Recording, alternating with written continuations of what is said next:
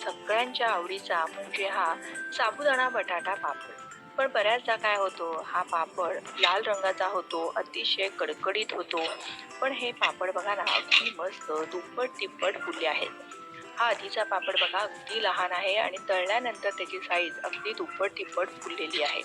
असे हे अगदी तोंडात टाकताच विरघळणारे, जरासुद्धा तेलकट न होणारे हे पापड बनवताना आपण जरासुद्धा साबुदाणा भिजवला नाहीये किंवा शिजवला नाहीये, तरीसुद्धा अजिबात तेलकट न होणारे, पांढरे शुभ्र आणि तोंडात टाकताच विरघळणारे हे पापड तयार करण्यासाठी साबुदाणा आणि बटाट्याचं अचूक प्रमाण घेणं हे मात्र फार आवश्यक आहे. 300 ग्रॅम इतका हा साबुदाणा घेतलेला आहे आणि हा आपला नेहमीचा जो साबुदाणा असतो ना तोच घेतलेला आहे. आता हा साबुदाणा आपल्याला भाजायचा आहे, पण त्यापूर्वी त्या साबुदाण्याला थोडं थोडं आपलं साधंच हे पाणी घ्यायचं आणि ते असं सगळीकडे शिंपडून व्यवस्थित चोळून घ्यायचं आहे. हे असं जेव्हा आपण पाणी लावतो ना त्यावेळेस साबुदाणा आतपर्यंत व्यवस्थित भाजला जातो आणि तो मस्त असा खुसखुशीत होतो. साधारण 4 चमचे मी पाणी इथे लावलं असेल. आणि आता हे साबुदाणे आपल्याला गॅसची आच अगदीच लहान ठेवायची आहे आणि मंद आचेवर चांगले खरपूस असे भाजून घ्यायचे आहेत. हे असे जेव्हा भाजून घेतो ना त्यावेळेस साबुदाण्याचं पीठ सुद्धा छान होतं. पण बघा ना, मला ना ही कढई फार लहान वाटत आहे, त्यामुळे मी थोडीशी मोठी कढई घेणार, कारण ना व्यवस्थित त्यामध्ये हलवता येत नव्हतं. आता या मोठ्या कढईमध्ये चांगले असे आपल्याला हे साबुदाणे रंग बदलेपर्यंत भाजून घ्यायचे आहेत. आपण साबुदाण्याला पाणी लावलं होतं, त्यामुळे हे असे थोडेसे एकामेकाला हे साबुदाणे चिकटले आहेत. पण जसजसे ते भाजत जातात ना, तसे ते सुटे व्हायला लागतात. किंवा जर सुटे होत नसेल तर जरा पळीने दाबून दाबून सगळे हे साबुदाणे सुटे करायचे आहेत आणि सतत हलवत हलवत असे चांगले परतून घ्यायचे. बघा आता बऱ्यापैकी हे साबुदाणे असे प्रत्येक दाणा मोकळा मोकळा सुटसुटीत असा झाला आहे. गॅसची आच लहान ठेवूनच आपण रंग बदलेपर्यंत चांगला साबुदाणा असा भाजून घ्यायचा आहे. तो हलकासा असा फुलल्यासारखा दिसतो, त्याचा रंग थोडासा बदलल्यासारखा दिसतो आणि जर आपले लाह्या कशा अशा फुटतात ना तशा साबुदाणा असा थोडासा फुटल्यासारखा सुद्धा आवाज येतो. तर असा रंग बदलेपर्यंत चांगला असा आपल्याला हा साबुदाणा भाजून घ्यायचा आहे. हे असं केलं म्हणजे काय होतं, तर आपले साबुदाण्याचे पापड अतिशय मस्त खुसखुशीत असे तयार होतात. साबुदाणा आपण न भाजता वापरला ना तर साबुदाण्याचा पापड तितकासा खुसखुशीत होत नाही. आता हे साबुदाणे मी एका ताटामध्ये थंड होण्यासाठी असेच काढून ठेवलेले आहेत. मी तुम्हाला आधीचा साबुदाणा बघा अगदी पांढरा शुभ्र होता आणि आता भाजल्यानंतर हलकासा असा पिवळसर रंग झालेला आहे. इथपर्यंत साबुदाणा चांगला असा खरपूस भाजून घ्यायचा आहे आणि हा आता थंड होण्यासाठी आपण असाच बाजूला ठेवणार आहोत. थंड झालं की मग याचा आपल्याला पीठ तयार करून घ्यायचं आहे. हे ताट आपण बाजूला ठेवलं, तोवर इथे मी ना बरोबर 1 किलो या प्रमाणामध्ये हे बटाटे उकडून आणि याची सालं काढून घेतलेली आहेत. आता घरामध्ये जर अशी छोटीशी किसणी असेल किंवा कुठलीही किसणी असेल तर त्याच्यावरती आपल्याला हे उकडलेले बटाटे थोडेसे असे किसून घ्यायचे आहेत. किसल्यामुळे काय होतं, कुठेही मोठे कण बटाट्याचे शिल्लक राहत नाहीत आणि एकसारखा आपल्याला बटाटा मॅश केलेला मिळतो. आता हे साबुदाणे सुद्धा बघा पूर्णतः थंड झालेले आहेत. असे थंड झाले की मग एखाद्या मिक्सरच्या भांड्यामध्ये घालायचे आणि मग आपल्याला हे मिक्सरला चांगले बारीक फिरवून घ्यायचे आहेत.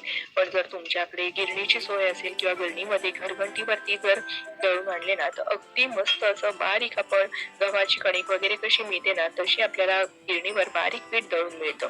तर तसं आणलं तर अतिउत्तम. आणि जर तुम्ही मोठ्या प्रमाणावर पापड करणार असाल किंवा गृहउद्योग म्हणून जर हे पापड करत असाल तर हे असे साबुदाणे भाजून चांगले असे दळून आणायचे आणि मग हे असं चाळून पीठ तयार करून घ्यायचं आहे. बघा अगदी बारीक असं हे आपलं साबुदाण्याचं पीठ असावं, हे मात्र कायम लक्षात ठेवा. आता हे साबुदाण्याचं पीठ आपण थोडं थोडं करून या उकडलेल्या बटाट्यामध्ये घालणार आहोत. साधारणपणे ना 1 किलो बटाट्यासाठी 300 ते 350 ग्रॅम पीठ हे आपलं लागतं साबुदाण्याचं. पण कधी कधी काय होतं, बटाट्यामध्ये जर खूप जास्त मॉइश्चर असेल तर 400 ग्रॅम पीठ सुद्धा लागू शकतं. त्यामुळे थोडे जास्त साबुदाणे भाजून मग तुम्ही असं पीठ करून आणू शकता. तर आता हे ना मी थोडं थोडं थोडं थोडं यामध्ये मिसळणार आहे. जर बटाट्यामध्ये मॉइश्चर कमी असेल ना तर मात्र हाताला पाणी लावायचं. पण 350 ते 400 ग्रॅम साबुदाण्याचं पीठ या बटाट्यामध्ये तेवढं जिरवायचं. जर आपण तसं जिरवलं नाही ना, तर मग साबुदाण्याचे पापड तळल्यानंतर ते लाल होतात, कारण त्याच्यामध्ये बटाट्याचं प्रमाण जास्त झालेलं असतं. साबुदाणा कसा आहे, साबुदाण्याचा गुणधर्म आहे फुलणे, तर त्यासाठीच आपण साबुदाण्याचं पीठ जर व्यवस्थित प्रमाणात घातलं असेल, तर मात्र साबुदाण्याचे पापड पांढरे शुभ्र सुद्धा होतात आणि ना ते मस्त असे दुप्पट तिप्पट फुलतात. तर असं हे आता सध्या कोरडं दिसतंय, पण थोडंसं हाताला पाणी लावून जर तुम्ही या पद्धतीने असं जसं आपण भाकरीचं पीठ मळतो की नाही, तसं मऊसूत पीठ हे मळून घ्यायचं आहे. आता बघा हे सगळं पीठ असं मळून झालं की मग यामध्ये काही मिरच्यांची भरड घालायची. तुम्ही कितपत तिखट तुम्हाला आवडते त्या अंदाजाप्रमाणे तुम्ही मिरच्यांची भरड इथे मिक्सरला करून घ्यायची. पाणी वगैरे काहीही घालायचं नाही. नुसत्या मिक्सरला मिरच्या फिरवून घेतल्या आणि थोडेसे जिरे मी खलबत्त्यामध्ये असे कुटून घेतलेले आहेत. त्याचबरोबर चवीपुरतं मीठ म्हणजे साधारण 1.5 चमचा इतकं मीठ मी यामध्ये घातलेलं आहे. आता हे सगळे जिन्नस यामध्ये चांगले असे मिसळून घ्यायचे आहेत. जर तुमच्या हातांची आग होत असेल, कारण माझ्या ना हाताची हिरव्या मिरचीमुळे बऱ्याचदा बोटांची खूप आग होते, म्हणून मी इथे हँड ग्लोव्हचा वापर केलेला आहे. जर हँड ग्लोव्ह नसेल तर हातामध्ये प्लास्टिक पिशवी घालून घ्यायची, म्हणजे ना जेव्हा आपण हे पीठ मळतो त्यावेळेस मिरची आपल्या बोटांना लागते आणि मग हाताची खूप आग होते. आणि आता सुद्धा कसं असतं, हे साबुदाणा आहे ना हळूहळू फुलत जातो, तसं हे पीठ ना थोडंसं कोरडं होत जातं. तर हाताला पाणी लावून लावून चांगलं मऊसूत पीठ करून घ्यायचं आहे. पण जसा जसा वेळ जाईल ना तसं हे पीठ घट्ट होत जातं. त्यामुळे मऊसूत पीठ मळून एक 5च मिनिटं हे झाकून आपल्याला बाजूला ठेवायचं आहे. बरेच जण काय करतात, हे पीठ आहे ना ते वाफवतात, पण तुम्ही वाफवण्याची अजिबात चूक करू नका. कारण पीठ वाफवल्यानंतर काय होतं, साबुदाण्याचं पीठ यामध्ये जे घातलेलं आहे ना ते पूर्ण चिकट होतं आणि आपल्याला पापड व्यवस्थित लाटता येत नाही. खूप चिकट चिकट होतात किंवा अगदी जाड पापड होतात. छान असे पातळ पापड करायचे असेल तर पीठ अजिबात वाफवायचं नाही. आणि तुम्ही मोठ्या प्रमाणावर जर गृहोद्योग करणार असाल तर अजिबात पीठ वाफवू नका. आता मी तुम्हाला पापड लाटण्याच्या 2 ते 3 पद्धती दाखवणार आहे. त्यापैकी सगळ्यात पहिली पद्धत म्हणजे पापड न लाटता आपण हा पापड छान तयार करणार आहोत. आणि जरी तुमच्याकडे पापड मशीन नसेल ना तरी सुद्धा तुम्ही घरच्या घरी हे पापड तयार करू शकता. मी इथे थोडंसं उपवासाचे पापड आहेत म्हणून साजूक तूप थोडं प्लास्टिक शीटला लावून घेतलेलं आहे. आता यावरती ही जी लाटी आहे ना ती चांगली हातावर मळून घ्यायची आहे. जेवढं आपण चांगलं हे पीठ मळून घेतो ना तेवढा पापडाच्या कडांना चिरा जात नाही. आता या प्लेटने चांगलं असं दाबून घ्यायचं आहे. सपाट तळाची प्लेट घ्यायची आणि चांगलं शक्य होईल तेवढं दाबायचं आहे, म्हणजे पातळ पापड पसरवता येतो. जर तितकासा पातळ पापड पसरवता आला नाही तर थोडंसं तुम्ही प्लेटने दाबल्यानंतर लाटून घेतलं तरीही चालेल आणि एका प्लेटमध्ये हे असे काढून ठेवायचे आहेत. आता दुसरी पद्धत म्हणजे ज्यांच्याकडे पापड मशीन नाहीये तर ते असं खाली आणि वर प्लास्टिकच्या शीट वर ठेवून हे असं नेहमीप्रमाणे पापड लाटून घेऊ शकतात. आणि मी जेव्हा सुरुवातीला एकदा जे तूप लावलं ना त्यानंतर अगदी शेवटचा पापड होईपर्यंत सुद्धा पुन्हा तूप लावलेलं नाहीये. म्हणजे अगदी म्हणतात ना थेंबर तूप, त्या थेंबर तुपामध्ये सुद्धा आपले सगळे पापड बनवून तयार झालेले आहेत. म्हणजे आपण जास्तीचं तेल तूप कसलाही वापर न करता हे असे इतके मस्त पांढरे शुभ्र आणि पातळ पापड तयार केलेले आहेत. बरं, साबुदाणा जरा सुद्धा न शिजवता न भिजवता हे पापड अतिशय छान होतात. आता जर काही ज्या महिला गृहोद्योग म्हणून जर हे पापड व्यवसाय करणार असतील ना तर त्यांनी तर मी सांगेन की अशा पद्धतीची जी मशीन असते ना ती घ्याच, म्हणजे ना भराभर पापड तयार होतात. आमच्याकडे साधारण 350 ते 400 रुपये शेकडा या प्रमाणात हे पापड विकतात. आणि हे पापड बनवण्यासाठी ना 1 किलोचे जे प्रमाण आहे ना त्या प्रमाणामध्ये 80 ते 85 पापड तयार होतात आणि बनवायला सुद्धा सोपे आहेत. तासाभरामध्ये हे पापड आपले बनवून तयार होतात.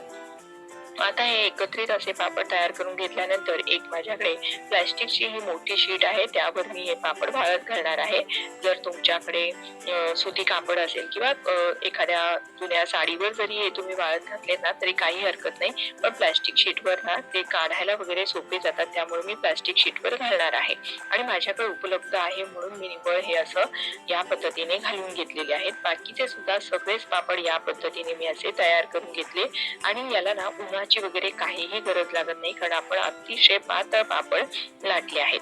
मला ना काल पापड बनवताना संध्याकाळी बराचसा उशीर झाला, त्यामुळे मी रात्री हे पापड उलटवून घेतले नाहीत. आता दुसऱ्या दिवशी तुम्हाला सकाळी दाखवत आहे बघा.